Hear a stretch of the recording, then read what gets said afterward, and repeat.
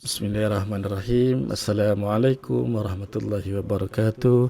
Selamat datang ke kelas PDPR Fiqh tahun 4, syarat wajib solat Jumaat. Alhamdulillah, semua anak-anak sihat di rumah. Alhamdulillah, Ustaz mendoakan agar semua berada dalam keadaan dan kesihatan yang baik, insya-Allah. Baik, sebelum kita memulakan pembelajaran kita, marilah sama-sama kita membaca surah Al-Fatihah. A'udzu billahi minasyaitonir rajim. Bismillahirrahmanirrahim. Alhamdulillahi rabbil alamin. Ar-Rahmanir Rahim. Maliki yaumiddin. Iyyaka na'budu wa iyyaka nasta'in. Ihdinas siratal mustaqim. صراط الذين أنعمت عليهم غير المغضوب عليهم ولا الضالين آمين. Alhamdulillah, mudah-mudahan dengan bacaan surah Al-Fatihah sebentar tadi Allah memberkati dan meluaskan ilmu kita pada petang ini, pada hari ini, insya-Allah. Baik anak-anak, hari ini kita sambung pembelajaran kita di bawah tajuk solat Jumaat, dan kita sambung subtopik. Hari itu kita dah sampai dalil dan hukum mengenai solat Jumaat, dan hari ini kita nak sambung syarat wajib solat Jumaat. Baik adik-adik, buku teks KSRA Jawi, subjek fiqh, di bawah tajuk solat Jumaat, boleh rujuk kepada muka surat 58 dan 59. Sebelum kita memulakan syarat wajib, kita flashback sikit dalil solat Jumaat dan hukum solat Jumaat. Okey, baik. Dalil solat Jumaat, apakah nas yang mewajibkan kita untuk solat Jumaat? Terkandung di dalam surah Al-Jumu'ah ayat 9 yang berbunyi, A'udzu billahi minasyaitonir rajim. يا أيها الذين آمنوا إذا نودي للصلاة من يوم الجمعة فاسعوا إلى ذكر الله وذروا البيع ذلكم خير لكم إن كنتم تعلمون. Sadaqallahul Azim. Surah Al-Jumu'ah ayat ke-9 yang membawa maksud, wahai orang yang beriman, apabila diseru azan untuk mengerjakan solat pada hari Jumaat, maka segeralah kamu pergi ke masjid untuk mengingati Allah dengan mengerjakan solat Jumaat, dan tinggalkan jual beli pada saat itu. Demikian itu adalah lebih baik bagi kamu jika kamu mengetahui hakikat yang sebenarnya.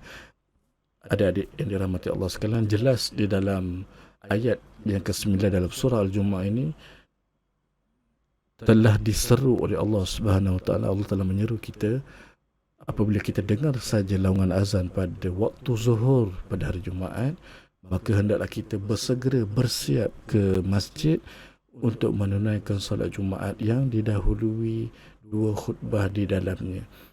Jika ada urusan pada Jumaat itu, maka jatuh hukum haram dekat situ. Kita tak boleh nak buat apa-apa, tak boleh nak jual beli. Jelas dalam tu jual beli, tapi dalam maksud yang tersirat tafsirannya, apa sahaja urusan kita kena hentikan, stop, dan kita kena pergi ke masjid.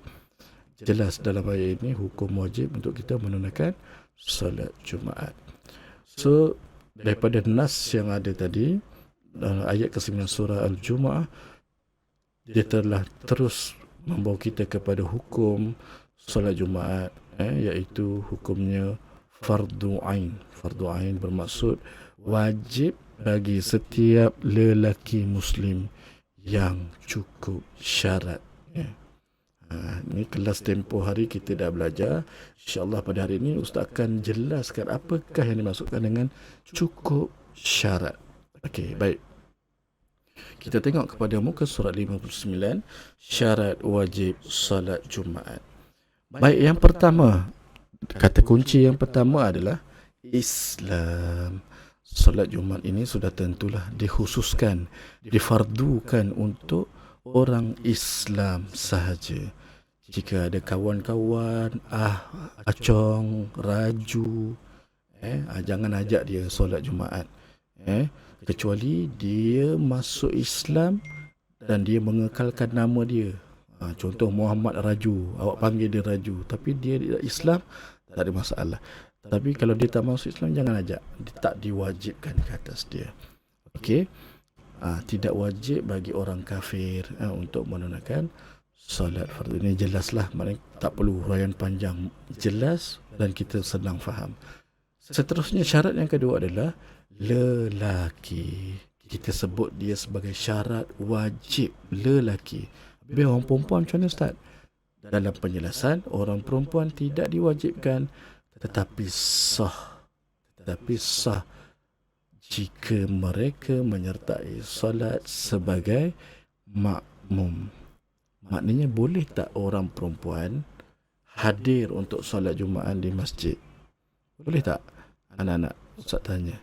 Boleh. Dalam penjelasan jelas yang wajib untuk solat Jumaat orang lelaki, tetapi untuk orang perempuan tidak diwajibkan. Kalau mereka nak pergi, hukumnya harus sahaja. Tidak disunatkan, tidak diwajibkan. Tapi orang perempuan pada waktu Jumaat ini digalakkan, maknanya lebih baik mereka solat Zuhur di rumah.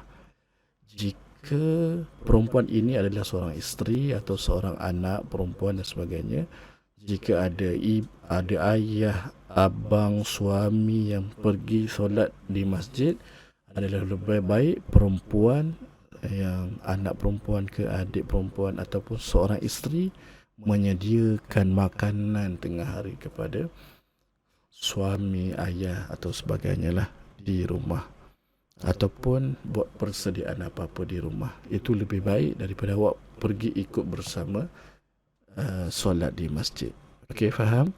Tak ada masalah. Tapi kalau tetap nak buat solat Jumaat, tak ada masalah. Biasanya golongan perempuan mana yang selalu join sembahyang Jumaat ni?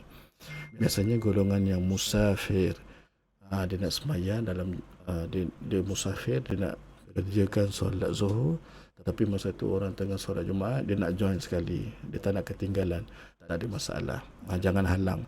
Tapi kalau tempat tu memang dah padat apa semua, nak elak fitnah, dia kena habiskan orang solat Jumaat baru dia boleh solat Zuhur. Itu penjelasan dia lebih panjang lah. Okey, maknanya jelas dekat sini, orang lelaki wajib, orang perempuan harus. Baik, seterusnya poin yang ketiga adalah baligh. Apa yang dimaksudkan dengan baligh? Adik-adik dah baligh ke belum? Kena tahu, tanya ibu dan ayah. Dan dengar juga penjelasan Ustaz, nak tahu awak dah baligh ke belum. Tidak wajib ke atas kanak-kanak yang tidak cukup umur. Tidak wajib ke atas kanak-kanak yang tidak cukup umur. Macam mana nak tahu cukup umur bagi orang yang baligh ni? Lelaki kan yang nak dikatakan wajib ni. Siapa? Berapa umur dia? Adakah kita Islam set 12 tu baligh? Adakah 11 atau 14? Tidak. Dia bergantung kepada individu masing-masing. Ada orang 10 tahun dah baligh lelaki. Ada orang 12 tahun dah baligh. Ada orang lambat sampai 15 tahun, 14 tahun baru baligh. Macam mana nak tahu baligh? Ada peristiwa yang membuatkan dia baligh. Itu tak silap Ustaz dah bagi penjelasan di dalam kelas dan awak boleh Google.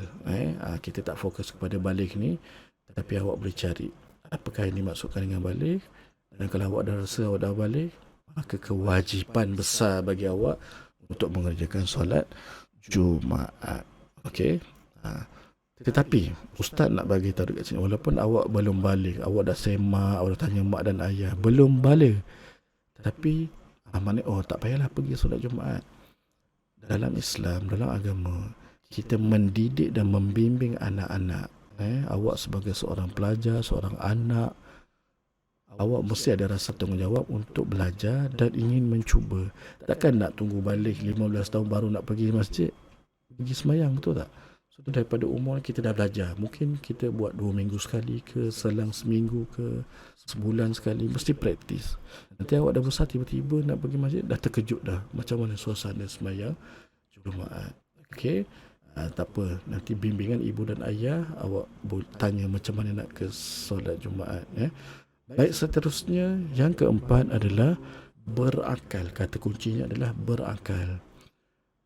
Penjelasan untuk berakal adalah tidak wajib ke atas orang yang gila. Tidak wajib ke atas mana-mana orang, Islam ke, lelaki ke, balik dia dah cukup syarat tu, tapi last sekali dia gila. Tidak wajib. Okey. Maknanya orang-orang gila tu kita tak boleh ajak dia semayang. Kalau orang tengah semayang kat masjid, ada orang gila lalu minta sedekah, awak jangan hukum dia. Dia memang tidak diwajibkan. Bahkan orang gila ni banyak kemudahan, keistimewaan yang Allah longgarkan kepada dia masa di dunia. Walaupun orang gila ini kita nampak macam selekeh atas dunia ni, tapi sebenarnya Allah telah muliakan orang gila ni dalam dunia yang lain nanti, insya-Allah. Sebab tu kita kena berbuat baik dengan orang gila ni. Baik. Okey, keempat syarat wajib ni kita dah belajar pada hari ini. Adakah perlu kesemua empat kata kunci ni disatukan? Mesti kena ada empat. Boleh tak Ustaz, kalau saya Islam, saya lelaki, tapi saya berakal, tapi saya belum balik? Tak wajib Empat ini kita mesti sekalikan. Maknanya kalau awak dah cukup empat, barulah awak pergi menunaikan solat Jumaat. Tapi macam Ustaz cakap tadi, kalau awak nak berlatih, nak bimbing, tak ada masalah. Mengikut juga kepada masjid-masjid, mengikut jawatan kuasa penduduk masing-masing lah. Kadang-kadang ada masjid yang tak bagi budak-budak masuk, itu bergantung. Tapi kalau kita nak berlatih, macam Ustaz cakap, tak ada masalah. Tapi yang Ustaz sebut di sini, yang dimasukkan di sini adalah yang diwajibkan ke atas diri kita. Kita tahu bila kita wajib untuk solat. Tapi untuk kita belajar, tak kisah pada mana-mana syarat sekalipun. Okey, boleh faham? InsyaAllah Ustaz harap penjelasan secara video ini mungkin sedikit sebanyak dapat membantu anak-anak untuk lebih memahami tajuk ini. InsyaAllah selepas ini kita akan sambung pula tajuk. Dia ada 3 lagi syarat, nanti kita jelaskan lagi untuk awak lebih faham lah. Sebenarnya syarat wajib ada 7, 4 ni yang penting dululah. Yang 3 lagi nanti kita akan sambung pada kelas yang akan datang, insya-Allah. Semoga anak-anak semua terus berada dalam kesihatan yang baik. Kita akan sambung lagi pada video yang akan datang, insya-Allah. Assalamualaikum warahmatullahi wabarakatuh.